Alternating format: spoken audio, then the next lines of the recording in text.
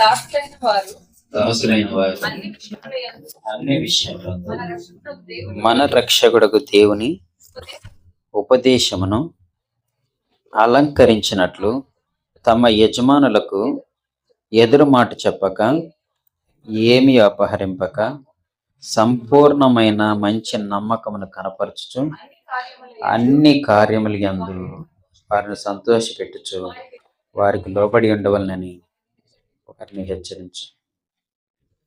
ప్రభునామమున మీకు అందరికీ శుభములు. ప్రియులారా, ఈ యొక్క శుభదినమున దేవుడు మనకు ఆయుష్ని ఆరోగ్యాన్ని ఇచ్చి మరొకసారి తండ్రి అని కొలుచుకునేటువంటి భాగ్యాన్ని మనకి అందరికి అనుగ్రహించినందుకు మనము దేవునికి ఎంతగానో రుణపడి. అయితే నేను లేనటువంటి దినాల్లో ఆల్మోస్ట్ జనవరి మొత్తం లేను, కానీ మీరందరూ మీ యొక్క బాధ్యతను గుర్తెరిగి ఎవరి పని వాళ్ళు చక్కగా చేసినటువంటి విధానాన్ని బట్టి నిజంగా దేవునికి మనము ఎంతగానో రుణపడి ఉన్నాం. అసలు కొత్తగా ఫామ్ అయినటువంటి మనము ఏ విధమైనటువంటి ఒకరికొకరికి అంత గట్టిగా పరిచయాలు లేవు, అంత రిలేషన్షిప్ లేనప్పటికీ కూడా, మన వేరే వేరే ప్రాంతాల్లో ఉన్నప్పటికీ కూడా దేవుని యొక్క అద్భుతమైనటువంటి కృపచేత మనము కూడుకోవాలి, దేవుని మహింపరచాలనేటువంటి కేవలం ఆ యొక్క ఉద్దేశాన్ని బట్టి మనం ఇలాగా కూడుకోవడం అనేటువంటిది అద్భుతం. అయితే క్రీస్తునందున్నటువంటి మనము, మనకున్నటువంటి బాధ్యత, అలాగే దేవుడు మనకిచ్చినటువంటి ప్రతి పనిలో పూర్ణముగా నమ్మకముగా ఉండడానికి దేవుడు అన్ని విషయాల్లో, అన్ని కార్యముల్లో మనం ఉండాలని కోరుకుంటున్నాడు. కనుక దేవుని యొక్క ప్రతి అద్భుతమైనటువంటి కార్యక్రమాల్లో మనం ఉండాలని కోరుకుంటూ, తన పిల్లల వలన ఘనతను కోరుకునేటువంటి తండ్రి, ఆయన మనల్ని కోసం ఆశించేటువంటి ప్రతి ఆశను నెరవేర్చాలి అని అంటే, ముందుగా మనము వెళుతున్నటువంటి ప్రతి దారిలోనూ మరి సాతాను యొక్క కుతంత్రము, సాతాను ఎలాగా ఆ యొక్క బంధకాల్లోకి ప్రతి ఒక్కరిని బంధిస్తాడు అనేటువంటి విషయాన్ని కూడా మనం గమనించుకోవాలి. ఎందుకంటే శిష్యుడు కేవలం భజన చేసేవాడు మాత్రమే కాదు, శిష్యుడు బయట చెప్పేటువంటి లోక సంబంధమైనటువంటి శిష్యుడు కేవలం భిక్షను ఎత్తుకోవాలి, ఆ భిక్షాటన చేసిన తర్వాత గురువు గారికి ఇవ్వాలి, గురువుగారు ఏం చెప్తారో అది చేస్తాడు. అది శిష్యుడి యొక్క లక్షణం. అయితే క్రైస్తవ శిష్యత్వం అనేటువంటిది అలాంటిది కాదు. క్రైస్తవ శిష్యత్వం అనేటువంటిది లోక సంబంధమైనటువంటిది కాదు. క్రీస్తు చెప్పినటువంటి ప్రకారంగా నడవాలి, అలాగే క్రీస్తు మనకు అప్పగించినటువంటి పని విషయంలో పోరాటం కూడా కలిగి ఉండాలి. పోరాటం కలిగి ఉండే విషయంలో లోక సంబంధమైనటువంటి పోరాటాన్ని ఆయన ఆశించలేదు. లోక సంబంధంగా పోరాడాలి అనుకునేటువంటి తత్వం ఆయనది కాదు. ఎందుకంటే లోకంలో ఉన్నటువంటి ప్రతి బిడ్డ దేవుని కుమారుడని లేఖనం సెలవిస్తుంది. లోకంలో ఉన్నటువంటి ప్రతి దేశంలో ఉన్నటువంటి ప్రతి భాషకు చెందినటువంటి వాళ్ళందరూ కూడా దేవుని కుమారులు, దేవుని కుమార్తెలు అన్నప్పుడు వాళ్ళతో మనం పోరాడాల్సినటువంటి అవసరం ఏముంది? కాబట్టి నీవే వాక్యం ఎరిగినటువంటి వాడు నీవే, కాబట్టి నువ్వు ప్రథమ ఫలము, జ్యేష్ఠుడమైనటువంటి నీవే సమస్తాన్ని భరించాల్సినటువంటి బాధ్యతను నీ పైన పెట్టాడు.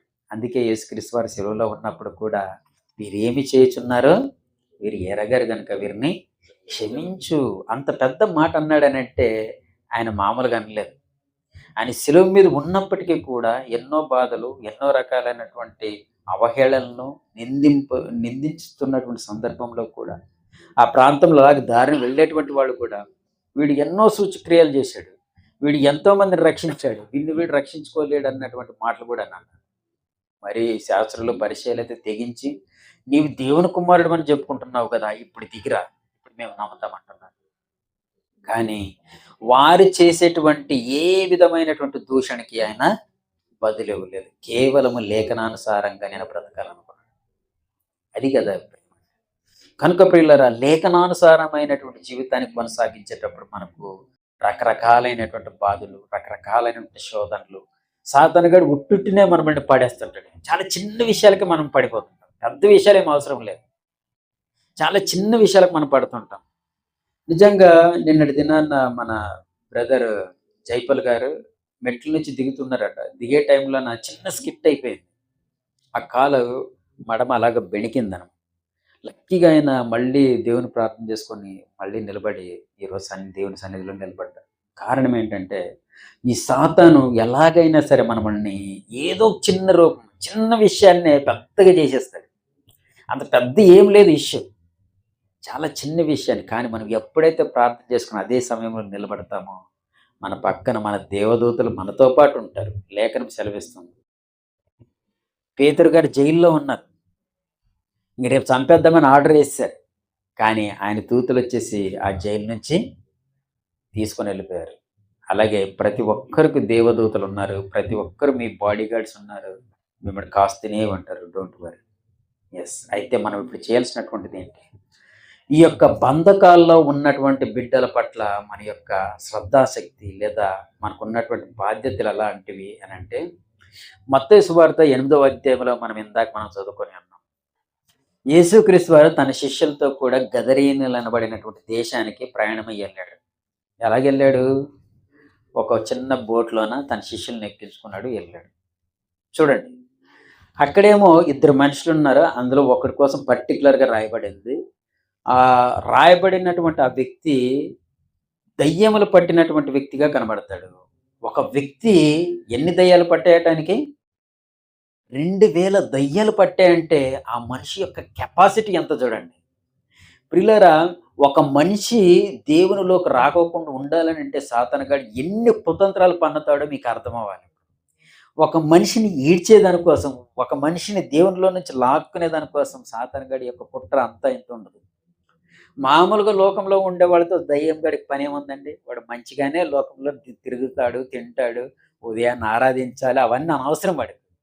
చక్కగా 11, 12 గంటల వరకు లెగిసేదే దానికి ముందుగానే శనివారం నైట్ నుంచి డ్రింక్ స్టార్ట్ చేస్తాడు. తాగి తెల్లవారుజాము 4 గంటలకు, 5 గంటలకు పడుకుని పోతాడు. లేకుంటే పబ్బులు తిరిగేవాళ్ళైతే పబ్బులు తిరుగుతూనే ఉంటారు రాత్రంతా. మనకు బరదూపాయి మనకు తెలుసు కదండీ! మన పక్కనే అది నాకు తెలీదండి. మనకు ఆపోజిట్‌లోనే అది ఏదో కర్ణాటక వాళ్ళది ఉంటది రెస్టారెంట్ రాయల్ అని.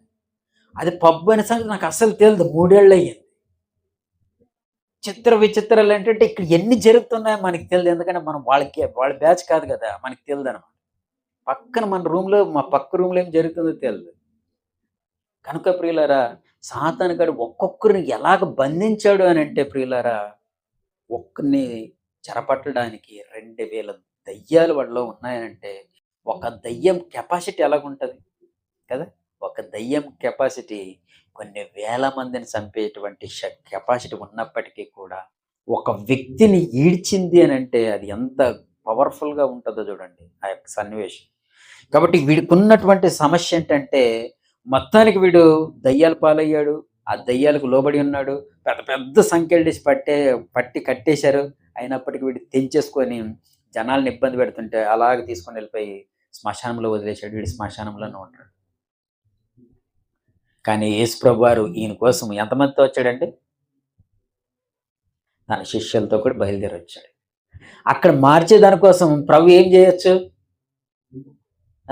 ఒక్కడు రావచ్చు, ఎవరినన్నా ఒకరిని పంపించేసేసి పలానా క్యాండిడేట్ ఉన్నాడు, పేతురుని వెళ్ళి చేతులు ఉంచేసి వచ్చి ఆయన స్వస్థపడిపోతాడు అని అనలేదు. అలా కాకుండా తనకు తానుగానే ఆ ప్రాంతానికి వెళ్ళడం అనేటువంటిది ఎంత గొప్ప విషయమో చూడండి. ఎంత గొప్ప విషయం కదా! ఒక సేవకుడు ఎంత దూరం వెళ్ళాడు అనంటే తన శిష్యులను తీసుకొని వెళ్ళాడు. అప్పుడప్పుడు మనం కొన్ని చోట్లకి పిలుస్తుంటాం కొంతమందిని. మీరు మిస్ అవ్వద్దండి దయచేసి. ఆ యొక్క వండర్‌ఫుల్ ఆపర్చునిటీని మీరు మిస్ చేసుకోకండి. కొన్ని చోట్లకి మనము ఒక్కరమే వెళ్తుంటాము. కొన్ని చోట్లకి మనము గుంపులుగా వెళ్తుంటాం. చిన్న పనే. మన బ్రదర్ రామాంజనేయులు ఉన్నారు. మనం ఒక్కరు ఇవ్వగలం కదండీ! ఏం పోతే పోయింది, ఒక 50,000 ఇవ్వండి, మనకు పెద్ద లెక్కేం కాదు. దేవుడు మనకిస్తాడు. కానీ అందరూ రూపాయి ఇస్తారు చూడండి. దీనికి ఉండే వాల్యూ వేరు. ఇది మన యూనిటీని సూచిస్తుంది. మనం ఇచ్చింది పెద్దది అవసరం లేదు. నా కోసం నన్ను జ్ఞాపకం చేసుకున్నారన్నటువంటి ఒక మాట ఉందో చూడండి. అతనికి ఇంకా ఉత్సాహాన్ని ఇవ్వచ్చు. అనేక ఆత్మలను రక్షించే విషయంలో తన బాధ్యత కలిగి ఉండొచ్చు. కనుక యేసు ప్రభువారు తన శిష్యులందరిని తీసుకొని వెళ్ళాడు. గెరాసేనల ప్రాంతంలోకి ఒడ్డున అలాగే దిగాడు. దిగిన వెంటనే వీళ్ళిద్దరు ఎదురుపడి వాళ్ళు వచ్చిన ఎదురుపడిన వెంటనే వాళ్ళు ఏం మాట మాట్లాడారో మనం చూద్దాం. దీంట్లో మార్క్స్ వార్తలో ఇంకా కొంచెం బాగానే ఉంటుంది. మార్క్స్ వార్తలో చూద్దాం 5వ అధ్యాయం. మార్క్స్ వార్త 5వ అధ్యాయం ఈ యొక్క 7వ వచనంలో చూడండి. 6వ వచనం 5:6. వాడు దూరము నుండి యేసును చూచి పరిగెత్తుకొని వచ్చి ఆయనకు నమస్కారం చేసి. ఇప్పుడు దయ్యాలు భూతాలను వెళ్ళగొట్టే వాళ్ళు ఎలాగుంటారు? అమ్మాయిని ఎవరికైతే అమ్మాయిలకే పడుతుంది. విచిత్రం ఏంటంటే మన దేశంలో దయ్యాలు ఎవరు పడతాయంటే లేడీస్కే పడతాయి, మొగోళ్ళకి పట్టవు. ఆ దెయ్యం కూడా రాత్రే వస్తుంది. ఆ టైం ఏంటో మరి వాళ్ళకే వస్తుంది, అది లేడీస్కే వస్తుంది. విచిత్రం కదా అది. ఏం లాజిక్ అది? మరి పురుషులకు పట్టినట్టు మనకి ఎక్కడ వినపడము కదా. వాళ్ళు లాజిక్స్ అన్ని వెరైటీగా ఉంటాయండి. కానీ మనం సత్యవంతులం కాబట్టి మనం ఎంత నాలెడ్జ్ లోకం కోసం ఆలోచిస్తే దేవుని వాక్కు మనల్ని బలపరుస్తుంది, వాళ్ళని మనం రక్షించుకుంటాం. కనుక ఇక్కడ ఎవరికి పట్టింది చూడండి దయ్యము? పురుషుడికి పట్టింది, లేడీస్కి కాదు. ఇక్కడ అంటే లేడీస్ కూడా పట్టినటువంటి వాళ్ళు ఉన్నారు బైబిల్లో, పురుషులు కూడా ఉన్నారు. మన దేశంలో సింపుల్గా ఏంటంటే చెప్పాలంటే లేడీస్కే దయ్యాలు పడతాయి, ఇంకెవరికి పట్టవు. అది ఓకే. అయితే యేసు ప్రభు వెంటనే రాగానే వాడు పరిగెత్తుకుంటూ వచ్చాడు. ఇంకా వాడికి అర్థమైపోయింది సైతానుడు కదా అండి ఉన్నది ఎవరు లోపల. కొన్నిసార్లు చూడండి, మనకంటే గొప్ప వాళ్ళు మంచి వాళ్ళు ఎదురైతే మనం మాట్లాడేటప్పుడు ఆటోమేటిక్గా మనలో ఉన్నటువంటి దోషము వణికించేస్తుంది. మన పెద్దవాళ్ళు మన దగ్గరికి వచ్చేటప్పటికి మనం చేసినటువంటి పనుల్లో మనం చేసినటువంటి వర్క్లో ఉన్నటువంటి లోపము ఆయన దగ్గరికి వెళ్ళేటప్పుడు మనం గజగజ వణుకుతూ వెళ్తుంటాం. మనకు తెలిసిపోద్ది ఏదో ఒక చిన్న తప్పు ఉంటుందేమో, నన్ను మా సార్ పిలిచాడు, మా మేనేజర్ పిలిచాడు అనేటువంటిది ఆటోమేటిక్గా వచ్చేస్తుంది. కానీ సాతాను గాడికి వెంటనే ప్రాబ్లం వచ్చింది. ఏంటా ప్రాబ్లం? పరిగెత్తుకుంటూ వచ్చేసి అన్న మాట ఏంటి చూడండి. యేసు, సర్వోన్నతుడైన దేవుని కుమారుడా, నాతో నీకేమి, నన్ను బాధపరచుకోమని దేవుని పేరట నీకు ఆనబెట్టుచున్నానన్న బిగ్గరగా కేకలు వేశాను. ప్రియులారా, ఇక్కడ ఉన్నటువంటి సందర్భంలో ఆ యొక్క దయ్యం పరిగెట్టుకుంటూ ఆయన్ని నడిపించి తీసుకొని వచ్చింది. ఆ తర్వాత అన్నటువంటి ఫస్ట్ మాట ఏంటంటే దేవుణ్ణి సంబోధించింది. దేవుని కుమారుడా, నీవు సర్వోన్నతుడు అయిన దేవుని కుమారుడివి, నీతో నాతో మీకేం పని? చూసారా, సాతానుకు ఎప్పుడు మాట్లాడేటువంటి విషయం ఏంటంటే, మనం దేవుని వాక్యాన్ని తీసుకొని సమాజంలోకి వెళ్ళామనుకోండి, ఫస్ట్ వాళ్ళు అనేటువంటి మాట ఏంటంటే, మీ వాళ్ళు అక్కడ ఉన్నారు, అక్కడికి వెళ్ళిపోండి, మీరు మా ప్రదేశంలోకి రాకండి కదండి. మన దేశంలో మనం ఇప్పుడు ఫేస్ చేస్తున్నటువంటి విషయాల్లో ప్రాముఖ్యమైనటువంటి ప్రాబ్లం ఏంటంటే సువార్త ప్రకటించవద్దు. సువార్తలో మనం దొంగతనం చేయమని చెప్పము, వ్యభిచారం చేయమని చెప్పము, మీ ఉద్యోగాల్లో మీరు లంచాలు తీసుకోమని చెప్పము, మీరు పలానా వాళ్ళది ఎత్తుకోమని చెప్పము, మరి ఇంకేమి చెప్పము. కానండి వీళ్ళ ప్రాబ్లం ఏంటంటే నువ్వు మంచి చెప్పడం వాళ్ళకి ఇష్టం ఉండదండి. ఈ యొక్క ప్రాంతంలో కూడా స్వస్థత పొందిన తర్వాత ఆ ప్రాంతంలో ఉన్నటువంటి ప్రజలు జరిగినటువంటి స్వస్థతని, జరిగినటువంటి ఈ యొక్క అద్భుతాన్ని, జరిగినటువంటి ఈ యొక్క సూచక్రియను బట్టి యేసు ప్రభు వారిని మహింపరచాలి, యేసు ప్రభు వారిని గౌరవించాలి, యేసు ప్రభు వారిని కొనియాడాలి. యేసు ప్రభు వారిని ఊరంతరికి తీసుకుని వెళ్ళి ఇలాంటి అద్భుతమైనటువంటి మహాపురుషుడు మన దేశంలోకి వచ్చాడు, మన ప్రాంతంలోకి వచ్చాడు, మనం పుణ్యాత్ములయ్యామనేటువంటి మాటలతో సంబరాలు చేయాలి. కానీ అక్కడ అలా జరగలేదు. ఆయన కిందకు వచ్చేటప్పటికి మా ప్రాంతం నుంచి వెళ్ళిపోండి అయ్యా అని బతిమలాడుకున్నారు. చూసారా ఎంత ఆపోజిట్ ఉందో లోకం. చూడండి ఎంత ఆపోజిట్ ఈ లోకం ఉందో.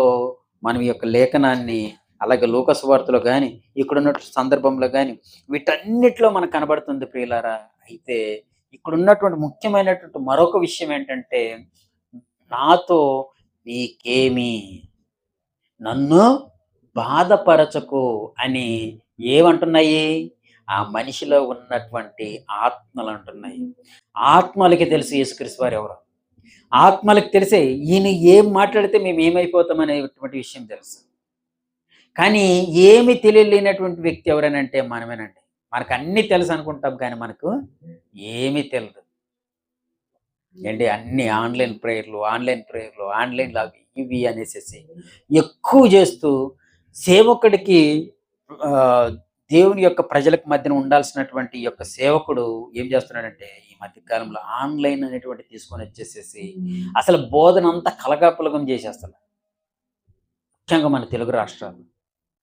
ప్రభువైతే ఆకాశం మండలమందు దేవుని కుడిపార్శ్వమున ఉన్నటువంటి ఆయన మానవ రూపిగా వచ్చి భూమి మీద ఆయన కాలినడక నడుస్తూ మనిషిలాగే అచ్చంగా జీవిస్తూ మనుషుల దగ్గరికి వెళ్ళి వాడిని ఓదార్చి వాడిని హత్తుకొని ఇదిగో తండ్రి సమాధానాన్ని నీకు ఇస్తున్నానని అద్భుతమైనటువంటి మాటలు చెప్పి వాళ్ళని ఓదారుస్తూ వాళ్ళని స్వస్థపరుస్తూ ముందుకెళ్ళినటువంటి ఆ యొక్క గొప్ప మనసుని, ఆ యొక్క గొప్ప మనిషి యొక్క తత్వాన్ని మనం కలిగి ఆయన అనుసరించాల్సింది పోగా ఈరోజు ఆన్లైన్లోనే మీరు ఇది అవ్వండి అని వీళ్ళు చెప్తున్నారు.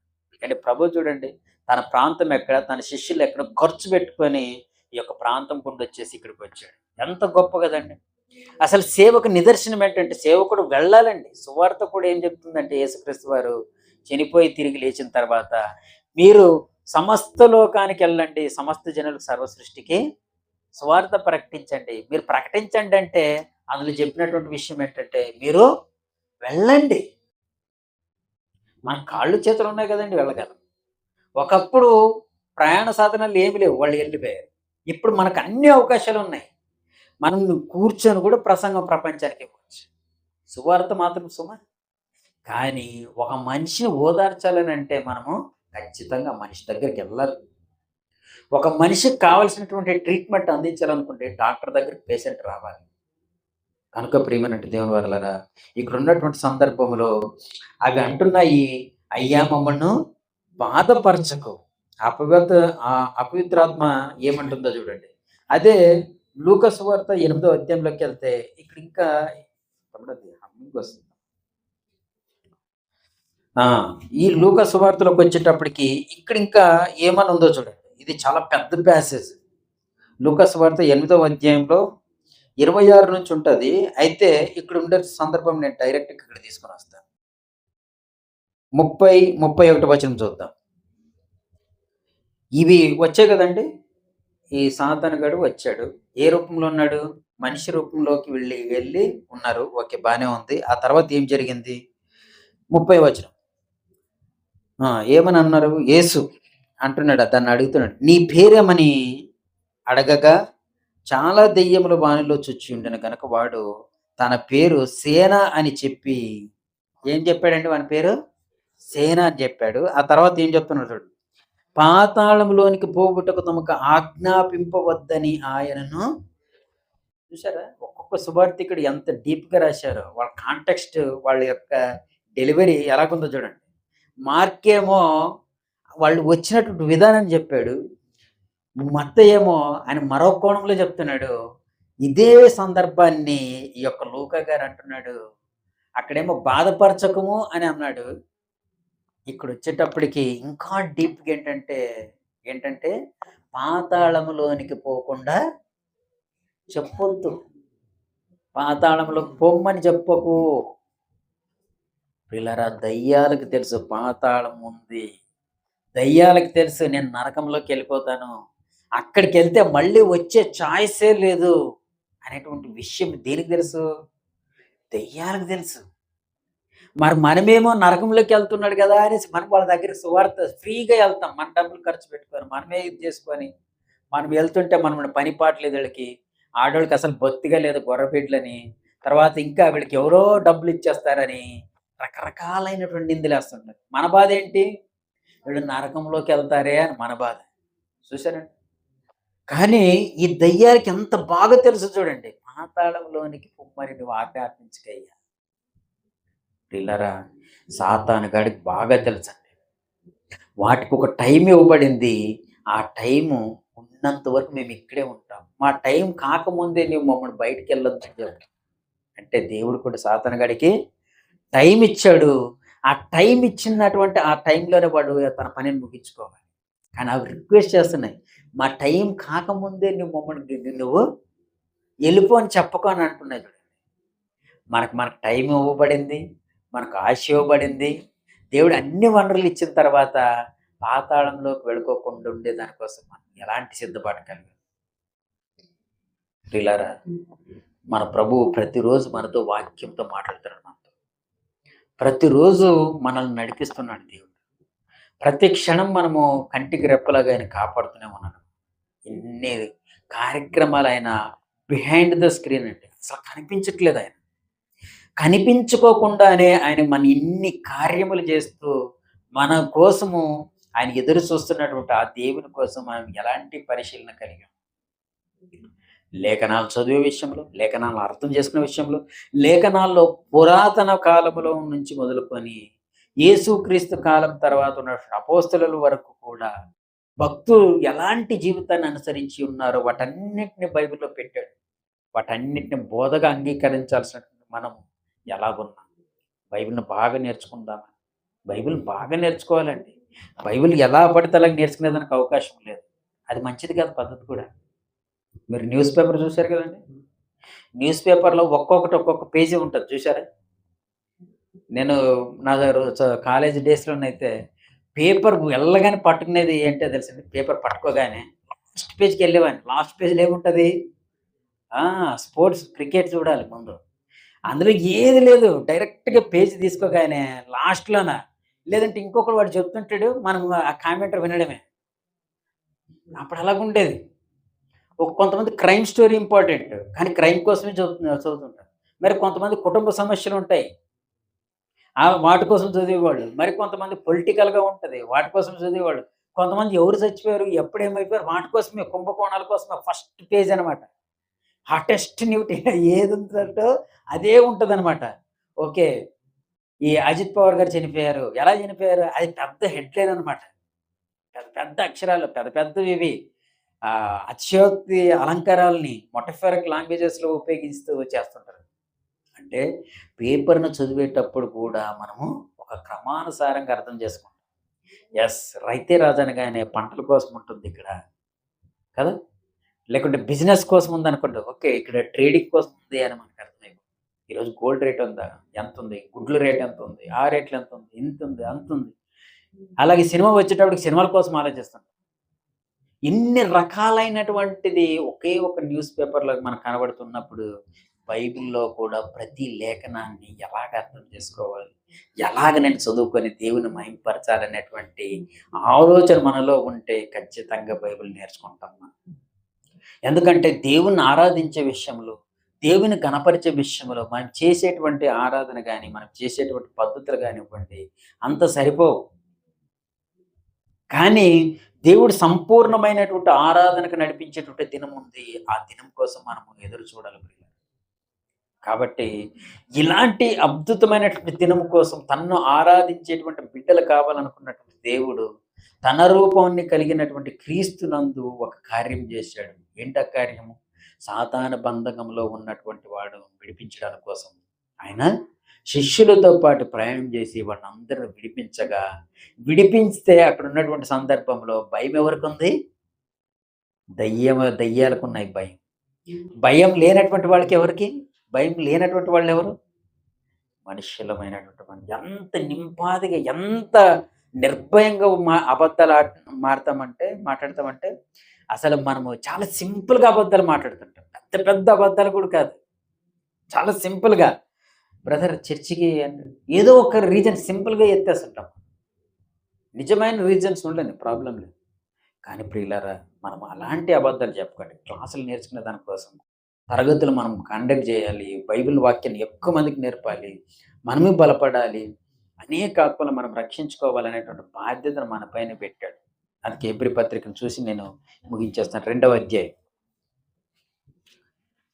హెబ్రీ పత్రిక 2వ అధ్యాయం. మొదటి వచనం నుంచి. కావున మనము వినిన సంగతులను విడిచిపెట్టి కొట్టుకొని పోకుండానట్లు వాటి యందు మరీ విశేష జాగ్రత్త కలిగి ఉండవలెను. ఏం చేయాలట మనము? మనకి ఏవైతే లేఖనాలు ద్వారా దేవుడు మాట్లాడాడో, ఆ విన్నటువంటి మాటల్ని మనం లేఖనాల్లో చూసాం. నా సొంత డొక్కు ఏమని కొట్టుకున్నానంటే, నా సొంత కార్యక్రమాలు ఏమని చెప్పుకున్నానండి? లేదు కదండి. ఏం చెప్పుకోలేదండి. దేవుడి కోసం చెప్పడానికి మనకు టైం సరిపోదు. దేవుడి కోసం మాట్లాడడానికే మనకు మాటలు రావు. మన కోసం ఏం చెప్పుకుంటామండి? ప్రతి ఒక్కటి స్టోరీ అదే కదండీ. ఏదో కష్టం ఉంటది, నష్టం ఉంటది, అనారోగ్యం ఉంటది. కానీ సోదరులందరి మధ్యన పంచుకోవడం మంచిదే. కానీ దానికోసం ప్రత్యేకంగా దేవుడు మాట్లాడేటువంటి సమయాన్ని మనం కబ్జా చేయొద్దు. కనుక ప్రియులారా, మనందరి సమస్యలు, మనందరికి బాధలు ఉన్నాయి. కానీ ఆ బాధలను పంచుకుందాం. మనకు గురువారం ప్రేయర్ ఉంది. ఆ ప్రేయర్‌లో అందరూ అటెండ్ అవ్వండి. బైబిల్ చక్కగా నేర్చుకోండి. ఒక క్రమబద్ధంగా నేర్చుకోండి. మనం అనేకుల్ని మన కుటుంబ సభ్యుల నుంచి, మన నుంచి మనం ప్రారంభం. ప్రియులారా, ఆ స్వస్థత పొందినటువంటి, ఆ దయ్యాల నుంచి విముక్తి పొందినటువంటి వాడు, "అయ్యా! నేను నీతో కూడా వస్తానని" అంటాడు ప్రభు దగ్గరికి వచ్చేటప్పుడు. అప్పుడు ప్రభు అంటాడు, "నీకు చేయబడినటువంటి కార్యక్రమాలకి నీవే ఇక్కడుండు" అని అంటాడు. ఎందుకంటే యేసు ప్రభువారిని ఆ ప్రాంతంలో వాళ్ళు, "అయ్యా! నువ్వు అస్సలు నువ్వు ఇక్కడుండకయ్యా" అని బతిమిలాడి ఆయన పంపించారు.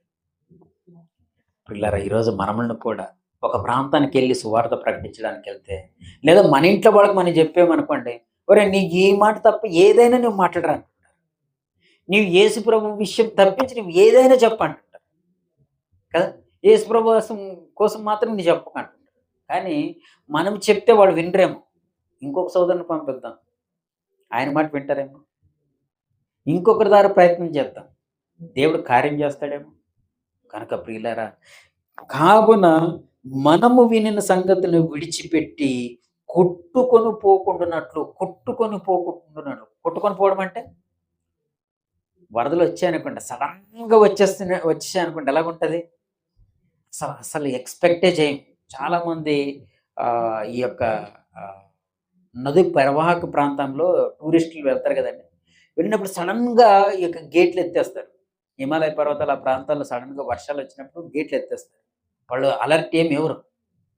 అలర్ట్ ఇవ్వకపోగా వెంటనే వచ్చేస్తే ఆ ఫ్లడ్, ఆ యొక్క వరద, ఆ వరదకి అక్కడి నుంచి ఆ రాళ్ళలో నుంచి బయటికి రావడానికి వీళ్ళకి అవ్వదు. అలాగే చాలా వందల మంది చనిపోయారు. ఇప్పటికి మనం వీడియోస్‌లో చూస్తూనే ఉంటాం. కాబట్టి వినిన సంగతులను మనం విడిచిపెట్టినట్లయితే మనం ఏమవుతాము? కొట్టుకొని పోతాం లోకంలో అందరితో. తానంటే తందాన అని అంటాం కదండీ! గుంపులో గోవిందా వాళ్ళలో ఎళ్ళిపోతాం. అలాగ ఉండాలనంటే, వాళ్ళలాగా మనం అవ్వుకోకుండా ఉండాలనంటే, మరి విశేష జాగ్రత్త కలిగి ఉండవలెను. ఎందుకంటే, ఎందుకనగా దేవదూతల ద్వారా పలుకబడిన వాక్యము స్థిరపరచబడినందున ప్రథమ ఫలము పొందియుండగా, క్షమించండి. ఎందుకనగా దేవదూతల ద్వారా పలకబడిన వాక్యం స్థిరపరచబడినందున ప్రతి అతిక్రమమును, అవిధేయతయు న్యాయమైన ప్రతిఫలము పొందియుండగా, ప్రతి దానికి ఆల్రెడీ దేవుడు పనిష్మెంట్ అన్నీ రెడీ చేసి పెట్టేసాడు. ప్రతి దానికి, మనం చేసినటువంటి ప్రతి దానికి కూడా దేవుడు వాటన్నిటికి, అతిక్రమాలకి, ప్రతి వాటికి ఆల్రెడీ బహుమానం సిద్ధపరిచి ఉన్నాడు గనక మనం ఏమై ఉండాలనంటే విశేష జాగ్రత్త కలిగి ఉండాలి. అంత మాత్రమే కాదు, ఇంత గొప్ప రక్షణను మనం నిర్లక్ష్యం చేసిన యెడల ఎలాగ తప్పించుకుందాం? వాటి దయ్యాలనే వదిలిపెట్టలేదు. వాటికి టైం ఉంది ఇంకా.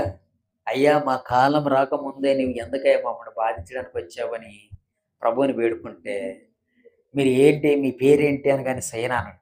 "అయితే మీరు ఎంతమంది?" అంటే 2000 మంది. ఆ 2000 మందిని ఆ యొక్క పందుల్లోకెళ్ళగానే పందులెళ్ళి ప్రతాపంలోకెళ్ళి, ఆ నీళ్ళలోకెళ్ళి పడిపోయి చనిపోగా, ఆ దయ్యాలన్నిటికి గతి ఏంటి చెప్పండి? పాతాళమే కదండీ! ఇంత అద్భుతమైనటువంటి సన్నివేశాన్ని కళ్ళారా చూసినటువంటి వాళ్ళెవరు? శిష్యులు. ఇప్పుడు మనం చెవులారా విన్నటువంటి వాళ్ళెవరు? మనం. కదా! అందుకే బైబిల్‌లో ఒక మాట ఉంటది. చెవులు గలవాడు వినుగాక. మీరు కళ్ళు ఆటోమేటిక్‌గా మూసుకోవచ్చు. అవునా కదా! నేను పలానా చూడకూడదు, మూసుకోవచ్చు. ముక్కు నేను గాలి పీల్చుకోకూడదు. ముక్కు ఆటోమేటిక్‌గా మనం శ్వాస బంద్ చేసుకోవచ్చు. నోరు దానికి ప్లాస్టర్ ఏసుకోవచ్చు ఆటోమేటిక్‌గా మరో అవయవం సహాయం లేకుండానే. కానీ చెవులు మాత్రం మూసుకోవాలంటే ఆ! చెవులు మూసుకోవాలంటే ఏం చేయాలండి చెప్పండి? మరో యొక్క అవయవాన్ని ఉపయోగించాలి. మరో అవయాన్ని ఉపయోగించుకోకుండా మనము వినకుండా ఉండలేం. కాబట్టి ఎవరు ఎలాంటి వాక్యాన్ని చెప్తున్నారు? దేనికోసం చెప్తున్నారు? మనల్ని బద్ధకస్తులుగా చేస్తున్నారా? ఓన్లీ భజన వాళ్ళగా మారుస్తున్నారా? లేదా క్రీస్తులాగా పోరాడేటువంటి ఒక యోధుడిగా ప్రభువైన క్రీస్తు వారు ఎలాగ క్రీస్తును తండ్రి అయిన దేవుని మహింపరిచాడో అలాంటి వారులుగా ఉండడానికి ప్రయాసపడుతున్నామా? కావున వినినటువంటి సంగతులు కొట్టుకొని పోకుండానట్లు విశేష జాగ్రత్త కలిగి ఉండండి. ఇలాంటి సంగతులు విన్న తర్వాత మళ్ళీ నిర్లక్ష్యం చేస్తే మనము ఎలా తప్పించుకుంటామయ్యా? కాబట్టి ప్రియులారా, దేవుని యొక్క అనుదినము దేవుని యొక్క వాక్కు మనతో మాట్లాడుతుంది గనక, మనము ప్రతి విషయంలోనూ, ప్రతి కార్యంలోనూ మనం ముందుగా ఉండాలి. మనం బలవంతులై ఉండాలి. సంపూర్ణ విధేయతతో మన కార్యక్రమాల్లో మనం పాల్గొనాలి.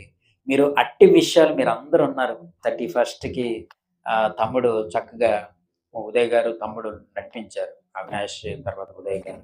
ఆ తర్వాత రమేష్ కూడా ఉన్నాడు. ప్రియులారా, మీ అవకాశం ఉన్న ప్రతి చోట మీరు ఉండాలి. మీరు ఉండాలి ప్రియులారా. దేవుడు మీలాంటి వాళ్ళ కోసమే దేవుడు ఈ సృష్టిని ఏర్పాటు చేశాడు. ఈరోజు దుబాయ్ బ్రతుకుతుంది. దుబాయ్ ఇంత సస్యశ్యామలంగా ఉంది. లేదా ఇంత ఎకనామికల్‌గా డెవలప్ అయ్యింది అనంటే కారణం ఏంటి చెప్పండి? మనలాంటోళ్ళు వస్తారని దేవుడికి తెలుసు. కానీ మనం చిన్నోళ్ళమే. కానీ ఇప్పుడు ఉన్నటువంటి సందర్భంలో దేవుని యొక్క దృష్టిలో మనం ఒక్కొక్కరు ఒక్కొక్క కిరీటం వేసేసుకొని ఒక పెద్ద సింహాసనం మీద కూర్చొని ఉన్నాం. మనకు కనబడట్లేదది. అంత గొప్ప స్థితిలో దేవుడు మనల్ని చూస్తున్నాడు. కానీ చిల్లర వాటి కోసం మనము మన యొక్క భక్తి జీవితాన్ని, చిల్లర విషయాల కోసం, చాలా చిన్న విషయాల కోసము మనం పడిపోకున్నట్లు ఉందాం. కాబట్టి ప్రియులారా, చాలా పోరాటం మన మీద ఉంది.